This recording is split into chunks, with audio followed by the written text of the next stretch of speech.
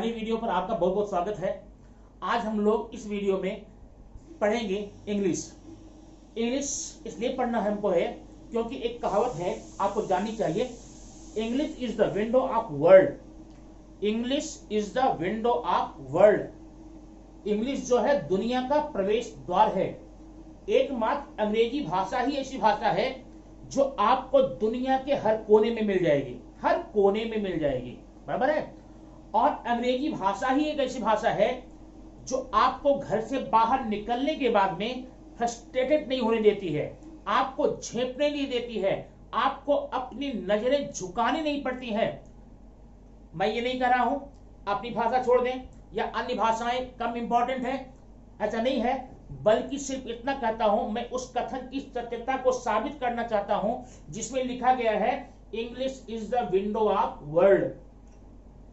अंग्रेजी दुनिया का प्रवेश द्वार है। लेकिन अगर ये बात सच है कि अंग्रेजी दुनिया का प्रवेश द्वार है तो ये बात भी पूरा सच है, the grammar is the window of English. अगर अंग्रेजी दुनिया का प्रवेश द्वार हो सकती है तो उसका व्याकरण, उसका ग्रामर अंग्रेजी का प्रवेश द्वार होगा। ठीक है, बिना ग्रामेटिकल नॉलेज के हम लोग इंग्लिश को न तो प्रॉपर्ली बोल पाते हैं, न लिख पाते हैं और न समझ पाते हैं। तो चलिए हम उसी इंग्लिश और ग्रामर की शुरुआत करने के लिए एकदम शुरू से लेकर चलते हैं। ये बातें एक बड़े वर्ग से लेकर के बड़ी आयु वर्ग से लेकर के छोटी आयु वर्ग तक के सब के लिए इक्वली इंपॉर्टेंट है, इसलिए आपको यह वीडियो ध्यान से देखना चाहिए। और प्लस आप अगर लगता है यह वीडियो आपके लिए उपयोगी है तो सोचिए आपके घर में जो छोटे छोटे प्यारे प्यारे बच्चे हैं, अगर उनको उन तक ये मैसेज पहुंचाते हैं, ये वीडियो पहुंचाते हैं तो आगे आने वाले समय में उनका फ्यूचर ब्राइट ही होगा, यह मेरा पूरा विश्वास है। तो बिना विलंब किए हुए, बिना ज्यादा रोक टोक के आइए हम चलते हैं वीडियो पे। तो आपने देखा इंग्लिश हमें क्यों पढ़नी चाहिए, इंग्लिश हमें क्यों समझनी चाहिए। इंग्लिश हमें इसलिए समझनी चाहिए क्योंकि English is the window of world. और इंग्लिश का कितना इंपॉर्टेंस है आप लोग तो जानते ही होंगे। छोटा से छोटा बच्चा भी, अब आपको मैसेज करना हो, आपको कहीं कुछ लिखना हो, नाम लिखना हो, तो ऐसा बहुत कम ही आपको देखने को मिलेगा कि आप अपनी मदर टंग में लिखने का काम करते हैं। अब दूसरी बात ये, अगर मैं आपसे पूछूं जितने भी वर्ड पावर आपके पास में है, जितना भी शब्द संग्रह आपके पास में है, आप मेरी बात मानना, एक दिन ट्राई करके देख लेना, एक पेज लेना और सारे वर्ड को लिखो। आपके पास होने वाले सारे शब्दों में से जिस वर्ड का आप ज्यादा यूज करते हैं वह होगा इंग्लिश का, जिसका कि लगभग 60 और 40 का रेशियो है। भले ही आप हिंदी बोलते हो, मराठी, गुजराती, तेलुगु, तमिल, उड़िया, कन्नड़, किसी भी भाषा के आप बोलने वाले हो, कोई अनपढ़ हो, कम पढ़ा लिखा हो या वेल एजुकेटेड हो, उसके शब्दों में आप 60-40 का रेशियो पाएंगे। 60% शब्दों का वह अंग्रेजी में यूज करता है और 40% अपनी लोकल लैंग्वेज में, अपनी मदर टंग में यूज करता है। तो सोचिए, तो अंग्रेजी बोलना अगर मैं यह मान लूं बड़ा कठिन है, क्यों कठिन है भाई, कैसे है। आपके पास आज घर में जितने रिश्ते हैं, आप किसी को क्या पिताजी, बाबूजी, चाचा जी, चाची जी तक बुलाता है? अरे uncle, aunty, grandpa, granny, aunty, mummy, papa, ये सारे के सारे शब्द क्या हैं? सारे के सारे शब्द इंग्लिश के हैं। तो आप कैसे बोल सकते हैं कि हमें अंग्रेजी की भाषा का ज्ञान नहीं हो सकता, ये टफ है, ये कठिन है? ऐसा कुछ भी नहीं है। ठीक है, आइए देखते हैं। तो सबसे पहले इंग्लिश में हम पढ़ने वाले इंग्लिश की शुरुआत होती है लेटर से, अक्षर से। अब ये अक्षर क्या होता है पहले हम ये समझेंगे। अक्षर किसे कहते हैं, परिभाषा, अगर माने अक्षर क्या है आप लोग जानते हैं, ABCD का गया है। लेकिन अगर मैं बोलूं आप डिफाइन करो, आप परिभाषा लिखो, अक्षर क्या होती है, शायद थोड़ा मुश्किल होगी। तो ठीक है, कोई बात नहीं, आज के बाद मुश्किल आपकी खत्म मैं कर देता हूं। अक्षर क्या है? मुंह से निकलने वाले ध्वनि के संकेत को हम अक्षर कहते हैं। हमारे मुंह से जो आवाज निकलती है, जो साउंड आती है, उसका हम एक सिंबल बनाते हैं, एक संकेत बनाते हैं। उस संकेत को हम क्या बोलते हैं? अक्षर बोलते हैं। जैसे मैंने कहा ए, एक आवाज है मुंह से निकली, मैंने ए को बंद लिख दिया ऐसे, तो ये अक्षर हो गया। हिंदी में ए, ऐसी अन्य भाषाओं में भी हम हर साउंड के लिए, हर आवाज के लिए एक संकेत बनाते हैं, उस संकेत को ही हम अक्षर कहते हैं। तो क्या हो गया अक्षर? मुंह से निकलने वाली ध्वनि संकेतों को अक्षर कहते हैं। अभी हमें लेटर की बात करनी है। लेटर क्या है? Letter is a sign, letter is a sound. याद रखना, letter is a sign, a letter is a sound, letter is a sign, a letter is a symbol. Letter is a symbol of sound produced by mouth. मुंह से निकलने वाली sound होता है, उसका जो सिंबल बनाते हैं, प्रतीक बनाते हैं, चिन्ह बनाते हैं, उसको हम लेटर कहते हैं। अब अलग अलग भाषाओं में अलग अलग अक्षरों की संख्या होती है। हम चूंकि इंग्लिश बात कर रहे हैं, तो इंग्लिश में कुल मिलाकर के 26 लेटर्स होते हैं। कितने? 26 लेटर, ए टू जेड आप काउंट कर सकते हैं बच्चों को बताने के लिए। तो इंग्लिश में 26 लेटर होते हैं। अब ये 26 लेटर की एक श्रृंखला बनेगी, एक माला बनेगी, एक सीरीज बनेगी, जिसे हम बोलते हैं वर्णमाला। वर्णमाला, अक्षरों की माला, अक्षरों की श्रृंखला। अंग्रेजी में बोलते हैं अल्फाबेट। क्या बोलते हैं? अल्फाबेट। तो यह इंग्लिश का अल्फाबेट है। अब एक कंफ्यूजन दूर कर लेना, कभी कभी हमारे दिमाग में आता है अल्फाबेट का मतलब होता है ए बी। नहीं, अल्फाबेट ए अल्फाबेट नहीं है, बी अल्फाबेट नहीं है, बी तो लेटर है, ए लेटर है। अब जरा लेटर अल्फाबेट में अंतर समझ के लीजिएगा। अल्फाबेट मींस पूरी श्रृंखला को, पूरी कड़ी को हम अल्फाबेट बोलेंगे। और ध्यान रखना, कभी आपसे कोई पूछता है भाई अंग्रेजी में कितने अल्फाबेट हैं, इंग्लिश में कितने अल्फाबेट हैं, धड़ल्ले से लोग उत्तर देते हैं 26। नहीं, 26 नहीं है, एक अल्फाबेट है, अल्फाबेट एक है। 26 तब क्या है? 26 लेटर्स हैं। अब ध्यान रखना, लेटर्स और अल्फाबेट में ये अंतर है। लेटर क्या है? एक सिंबल है, एक साउंड है। और अल्फाबेट क्या है? एक सीरीज है, पूरा एक सेट है। किसका? लेटर्स का। पूरे लेटर्स के सेट को हम अल्फाबेट कहेंगे। अब ये जो अल्फाबेट है, इनको दो भागों में बांटेंगे। पहला है वॉवेल। अब जरा इसका प्रोनाउंसिएशन पर चर्चा कर लेते हैं। अब इसको देखने में हमें लगता है अगर हम वॉवेल पढ़ते हैं, ऐसा वॉवेल वॉवेल तो सही रहेगा। लेकिन ठीक है, अधिकांशतः लोग वॉवेल यूज करते हैं। और एक दूसरी बात बता दो, जो बचपनावस्था से जिस साउंड के, जिस शब्द के जिस साउंड को पढ़कर आया है, जैसा प्रोनाउंसिएशन पढ़कर आया है, आगे चलकर हमेशा वैसे बोलता रहता है। वो उसके बोलचाल में परिवर्तन होना थोड़ा सा मुश्किल होता है। ठीक है, तो वॉवेल पढ़ेंगे। एक्चुअली इसका उच्चारण होता है बाहुल, बाहुल। एकदम बाहुल नहीं बोलेंगे, बाहुल, बाहुल माने इसको आपको थोड़ा शॉर्ट में बोलना, बाहुल, बाहुल। तो 5 वाहुल हो गए आपके। ये क्या हो गए? ए ई आई ओ यू, 5। बाकी 26 से 5 ही निकल गए। जो 26 में 5 निकल गए, बचे 21। अब 21 में यहां लिखने वाला नहीं हो, वो सारे के सारे कॉन्सोनेंट्स होंगे। जब हम शब्दों का निर्माण करते हैं, जब हम शब्दों को बनाते हैं, तो वॉवेल्स और कॉन्सोनेंट्स का कॉम्बिनेशन होता है, उससे हमारे वर्ड बनते हैं। ठीक है, अच्छा, अब तो हमने समझ लिया कि लेटर क्या होता है। लेटर हमारा हो गया, letter is a sign, letter is a symbol of sound produced by mouth. अब आगे बारी आती है वर्ड क्या होता है। वर्ड, शब्द। शब्द क्या होता है? अब ये शब्द क्या होते हैं?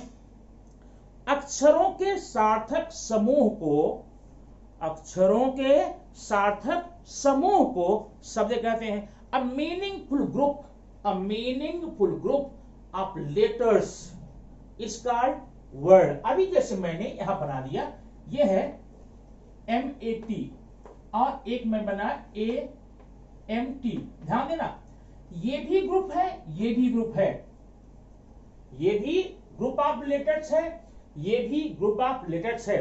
लेकिन शायद ये जो ग्रुप है ना, ये ऐसा वर्ड कहीं हमें डिक्शनरी में दिखाई नहीं देता है, माने ये लेटर्स का ग्रुप तो है लेकिन मीनिंगफुल नहीं है, इसलिए हम इसको वर्ड की कैटेगरी में नहीं रखेंगे। और ये क्या है, MAT, मैट, मानिए ग्रुप ऑफ लेटर्स भी है और साथ साथ मीनिंग भी इसकी आती है, इसका सेंस भी होता है। नहीं तो ऐसे शब्दों, ऐसे समूह को, ऐसे ग्रुप को हम क्या बोलते हैं, शब्द बोलते हैं। परिभाषा क्या हो गई, a meaningful group of letters is called word. ठीक है, आइए देखते हैं अगला सेंटेंस। अब सेंटेंस क्या होता है, जैसे आपने वर्ड को बनाया वैसे सेंटेंस है। वर्ड क्या है, meaningful group of letters. Sentence क्या होगा, मीनिंगफुल ग्रुप ऑफ वर्ड्स। शब्दों के सार्थक समूह को हम क्या बोलते हैं, सेंटेंस बोलते हैं, बराबर है। अब इसके बाद में आइए हम सेंटेंस को लेकर आगे चलते हैं। इसी में आपको ढेर सारी बातें पढ़ने को, सीखने को मिलेंगी।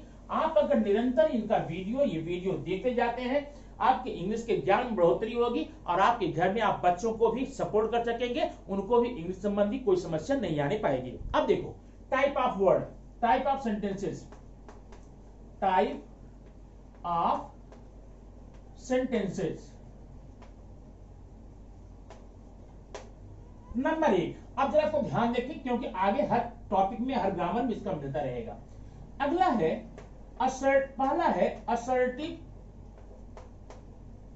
सेंटेंस।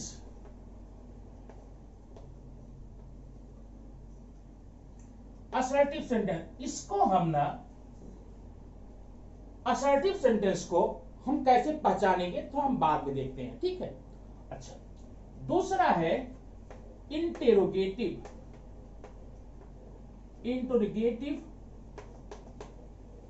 सेंटेंस। थर्ड है एक्सक्लेमेटरी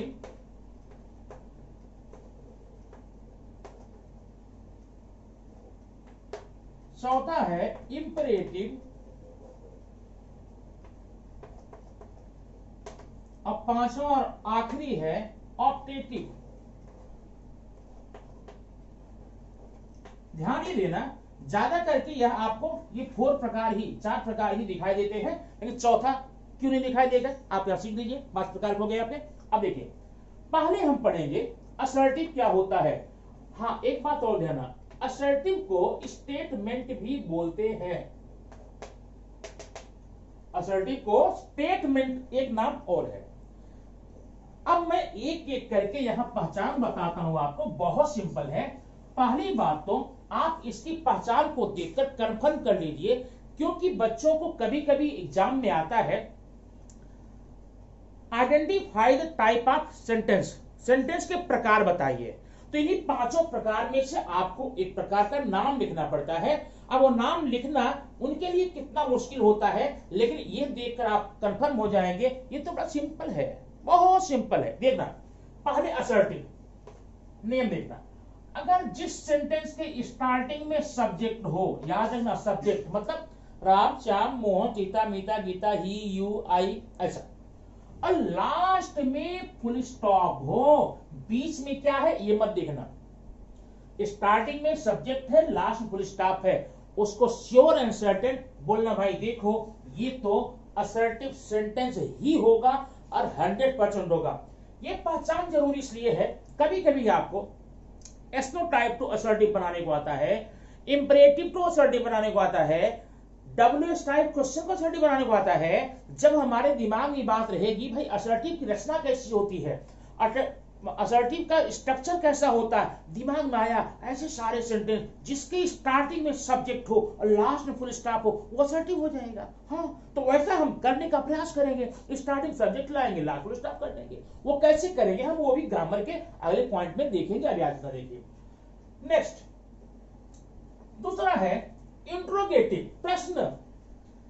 सीधे तो मैं बता दूं, लास्ट में क्वेश्चन मार्क लगा तो आप प्रश्न बोलिए, इंट्रोगेटिव बोलिए। अगर किसी सेंटेंस के लास्ट में क्वेश्चन मार्क लगा हुआ है, कुछ मत देखो स्टार्टिंग में क्या है, बीच में क्या है, किनारे क्या है, बाद में क्या है, सिर्फ क्वेश्चन मार्क, ये देखो फिर बता देता हूं, क्वेश्चन मार्क ये दिख जाए, आप बोल देना ये सेंटेंस 100% इंट्रोगेटिव ही है। और कुछ नहीं है, ठीक है। इसका मतलब जब कभी आपको इंट्रोगेटिव बनाने को एग्जाम में आता है तो ये क्वेश्चन मार्क लगाना कंपलसरी होता है। कभी कभी क्या होता है, बच्चे इंट्रोगेटिव बना तो लेते हैं और ये मार्क नहीं लगाते हैं तो अपना मार्क मिस कर देते हैं, ठीक है। अब देखो नेक्स्ट, थर्ड, एक्सक्लेमेटरी। जिस सेंटेंस की शुरुआत में, ध्यान देना इसको, व्हाट हो या फिर हाउ हो, सेंटेंस के स्टार्टिंग में व्हाट हो या हाउ हो, बराबर है। जरा ध्यान देना आगे इसको, क्योंकि सिर्फ व्हाट हाउ देखकर मत बोलना एक्सक्लेमेटरी। व्हाट या हाउ हो, लास्ट में एक्सक्लेमेटरी साइन हो, ऐसे सेंटेंस को आप एक्सक्लेमेटरी बोलेंगे, ठीक है ना। ऐसे सेंटेंसेस को आप एक्सक्लेमेटरी ही बोलेंगे। ध्यान रखना, ये पहचानना जरूरी है, क्योंकि ये जो व्हाट एंड हाउ है ना, ये तो इंटरोगेटिव में भी होता है। अगर स्टार्टिंग में व्हाट हाउ है, बाद में क्वेश्चन मार्क है, तो आप इंटरोगेटिव बोलेंगे। लेकिन अगर स्टार्टिंग में ये है, लास्ट में एक्सक्लेमेटरी साइन है, आप कभी भी इंटरोगेटिव नहीं बोलेंगे। क्या बोलेंगे, क्या बोलेंगे, एक्सक्लेमेटरी। आइए थोड़ा सा मैं इसको मिटा करके आपको बताऊंगा चौथा और पांचवा, ठीक है। अब देखिए चौथा क्या है। चौथा बोलता है इंपरेटिव सेंटेंस। इंपरेटिव सेंटेंस की मीनिंग होती है आज्ञार्थी वाक्य, ऐसे सारे वाक्य जिनसे हम किसी को आज्ञा देते हैं, सलाह देते हैं, सुझाव देते हैं। खैर ठीक है, ढेर सारे बच्चे हमारे ऐसे होते हैं जो सेंटेंस की मीनिंग नहीं समझ पाते, तो कैसे पहचाने की आज्ञा है, की विनती है। तो आपको मैं अलग नियम बताता हूं। जिस सेंटेंस के स्टार्टिंग में मेन वर्ब, मेन वर्ब समझते हैं ना, verb, main verb first form में हो, आगे कुछ भी होने दो, कुछ भी, और लास्ट में फुल स्टॉप हो। ध्यान देना, अगर सेंटेंस की शुरुआत में वर्ब फर्स्ट फॉर्म में हो, मतलब वर्ब प्रेजेंट फॉर्म में हो, लास्ट में फुल स्टॉप हो, फुल स्टॉप समझे, ये फुल स्टॉप हो, वो तो आंख बंद करके बोलो भैया ये तो इंपरेटिव ही है। लेकिन एक बात और ध्यान रखना, कभी कभी डोंट लगा करके तब वर्ब फर्स्ट में आता है, लास्ट में फुल स्टॉप आता है, तब भी ये आपका इंपरेटिव होगा। अब अंतर क्या होता है, ये अफर्मेटिव इंपरेटिव बोल देना, इसको नेगेटिव इंपरेटिव बोल देना, बराबर है। तो जैसे go there, come here, stand up, don't tease me, don't disturb me, ऐसे सारे सेंटेंस आप दिन भर बोलते हैं, इंपरेटिव होता है। आइए देखते हैं पांचवा, जो कि आपको रेयर, हर जगह नहीं मिलता है, हर बुक्स में नहीं मिलता है, हर किताबों में, हर जगह में मोस्टली मैंने देखा है वहां पर केवल 4 प्रकार ही बताकर खत्म कर दिया जाता है। कि पांचवा ये कहां से आया, पांचवा बहुत जरूरी है, उसको आप देखेंगे। इसे बोलते हैं ऑप्टेटिव सेंटेंस। ऑप्टेटिव सेंटेंस माने ऐसे सारे सेंटेंस, अगर ठीक है, मैंने अगर आपको सेंटेंस लिख दिया, पहचानने को बता दिया, भाई पहचानो ये कौन सा है, तो आप बता देंगे असर्टिव, इंट्रोगेटिव और एक्सक्लेमेटरी, इंपरेटिव। लेकिन अगर मैं इसको बोलूं गुड मॉर्निंग,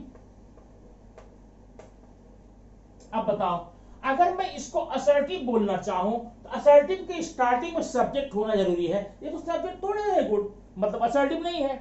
अगर मैं इंट्रोगेटिव बोलना चाहूं तो भी नहीं बोल पाऊंगा, क्योंकि यहां क्वेश्चन मार्क नहीं लगा है। अगर एक्सक्लेमेटरी बोलूं तो भी नहीं बोल सकता, क्योंकि यहां पर एक्सक्लेमेटरी साइन नहीं लगी है। अगर इंपरेटिव बोलना चाहूं तो स्टार्टिंग में वर्ब का फर्स्ट फॉर्म नहीं लगा है, माने इन चारों में से नहीं है, 4 प्रकार में से ये नहीं है, तो फिर कौन सा होगा, ये पांचवा होगा। इसलिए पांचवा प्रकार पढ़ना बहुत जरूरी है। अगर पांचवा नहीं पढ़ेंगे तो आपका समझ लो जो सेंटेंस का टाइप पढ़ रहे हैं वह अधूरा रहेगा।